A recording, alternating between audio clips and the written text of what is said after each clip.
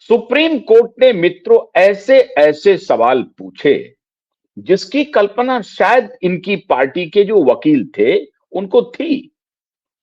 जनसुराज ने कहा कि 15,000 से 16,000 करोड़ रुपए ट्रांसफर हो गए, मॉडल कोड ऑफ कंडक्ट का उल्लंघन हुआ, इसलिए ये इस चुनाव को रद्द कर दिया जाना चाहिए और पूरी तरह से ये अन्य पार्टियों के लिए लेवल प्लेइंग फील्ड नहीं है। ठीक है साहब। सीजीआई ने पूछा कि आपको कितने वोट मिले हैं? चुप हो गए। बोला अब जब आपकी पार्टी हार गई है तब आप न्यायालय की शरण में आए हैं, तो ये हारी हुई पार्टी की बात में क्या सुनूं जिसको कि जनता ने रिजेक्ट कर दिया है।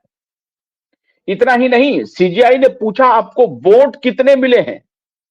अगर 50-60 लाख भी वोट मिलते तो चलिए ये भी बात हम मानते कि चलिए आप ये कह, लेकिन इस सवाल का वो महत्व तो नहीं है। अगला सवाल है सीजीआई का कि जब उस वक्त ये पैसे दिए जा रहे थे, मॉडल कोड ऑफ कंडक्ट का उल्लंघन हो रहा था, तब आपकी पार्टी कहां थी? आपने उसी वक्त ये याचिका दायर क्यों नहीं की?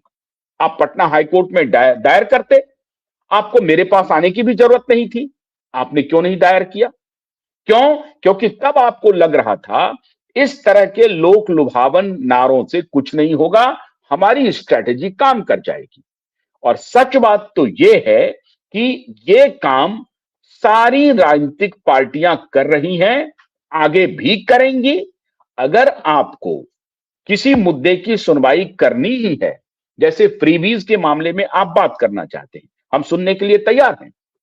फ्रीबीज के मामले में सुना जा सकता है, लेकिन सीजीआई ने कहा कि जो फ्रीबीज के मामले में सुनवाई करवाना चाहता है या सुनवाई करना चाहता है, उसकी नेक नियति भी स्पष्ट होनी चाहिए। आप तो राजनीतिक पार्टी के बतौर आए हैं और आपकी नियत है कि बाय हुक एंड क्रूक कैसे भी करके जो पिछला विधानसभा चुनाव हुआ है उसको रद्द कर दिया जाए, ताकि फिर से हम इसको गिमिक को फैलाएं और ये लोकप्रियता हासिल करें कि जनसुराज पार्टी ने याचिका दायर की और फ्रीबीज को लेकर के अदालत में मामला चला और अदालत ने कहा यस, पिछले चुनाव को रद्द कर दीजिए। ये आपकी नियत है। आपकी नियत ये नहीं है कि चुनाव आयोग ने गलत काम किया है। ये अगर कोई ऐसी जनता आती है जिसकी नियत ठीक है, उनके नियत का तात्पर्य क्या है? यहां पे नियत का तात्पर्य यह है कि वो वाकई में फ्रीबीज जो सारी पॉलिटिकल पार्टियां दे रही हैं उसके खिलाफ में वो हैं और वो ये कह रहे हैं कि इससे जनतंत्र का नुकसान हो रहा है। जो पार्टी सत्ता में है वो चुनाव के पहले मॉडल कोड ऑफ कंडक्ट लागू होने के बाद भी वो इस प्रकार का दुस्साहस करती हैं और जनता को, वोटर को लुभाती हैं और उसमें वो हर पार्टी को एक प्रकार से पार्टी बनाए, सबको शामिल करे। आम आदमी पार्टी यही काम कर रही थी। वो तो दूसरी बार अगर जीत के आई थी तो उसका कारण फ्रीबीज ही था और कोई उनकी आइडियोलॉजी नहीं, कोई दूसरी विचारधारा नहीं थी। यही फ्रीबीज को लेकर के कांग्रेस पार्टी जीत करके आई, तेलंगाना में, कर्नाटक में जीत करके आई और इसी फ्रीबीज पे भारतीय जनता पार्टी जीत रही है। तो माननीय चीफ जस्टिस ने कहा कि आप भी जब सत्ता में आएंगे तो आप भी यही करेंगे, तो मैं कैसे आपको बेनिफिट ऑफ डाउट दे दूं, कैसे मैं आपकी बात को स्वीकार कर लूं? आपकी बात में मुझे दम नहीं लग रहा है। खैर कोई बात नहीं है, आप अपनी बात कहना चाहते हैं तो उसके लिए मेरे पास आने की क्या जरूरत है? आप जाइए पटना हाईकोर्ट, आप पटना हाईकोर्ट में याचिका लगाइए, वहां सुनवाई होगी। मैं ऐसा नहीं मानता हूं कि वहां पर आपकी सुनवाई नहीं होगी।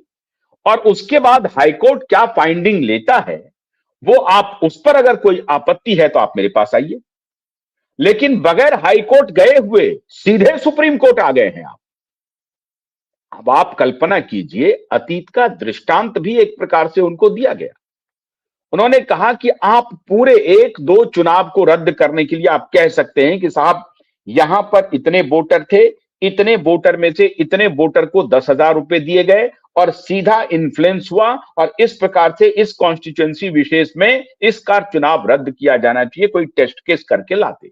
लेकिन आप तो कह रहे हैं कि 243 के 243 विधानसभा चुनाव पे जो चुनाव हुए हैं, मतदान हुए हैं, उस सबको रद्द कर दिया जाए। मतलब एक ही याचिका में पूरे चुनाव का कैंसिलेशन आप चाहते हैं। अब इसका बैकग्राउंड क्या है? बैकग्राउंड यह है कि 1974-75 में जो चुनाव हुए थे उत्तर प्रदेश में, तो इंदिरा गांधी के चुनाव को इलाहाबाद हाईकोर्ट ने नल एंड वॉइड कहा और रद्द कर दिया था, और इंदिरा गांधी को इस्तीफा देना था। और आपको सबको मालूम है कि उस इस्तीफे से बचने के लिए उन्होंने इमरजेंसी लागू कर दिया और सारे राइट ही सीज कर लिए। अब प्रशांत किशोर जी को जब ये सवाल पूछा गया, मतलब उनकी पार्टी से ये जब सवाल पूछा गया, उनके वकील को जब ये पूछा गया कि भाई जब ये पैसे दिए जा रहे थे तब आप कहां थे? आपको फौरन से पेशतर जाना चाहिए था और कहना चाहिए था कि अभी चुनाव तो छोड़ दीजिए, मतदान रोकिए, ये मॉडल कोड ऑफ कंडक्ट का उल्लंघन है। तो उस वक्त आपने कुछ नहीं कहा। राहुल गांधी जी एसआईआर का मुद्दा लेके घूम रहे थे, उनके साथ जो उनके छोटे भाई थे, लालू जी के सुपुत्र तेजस्वी जी, वो भी एसआईआर का मुद्दा लेके घूम रहे थे। उनको भी तो चाहिए था, उनको चाहिए था ये बात कहना, वो क्यों नहीं कहे आकर के? आखिर में तेजस्वी यादव ने क्यों नहीं कहा?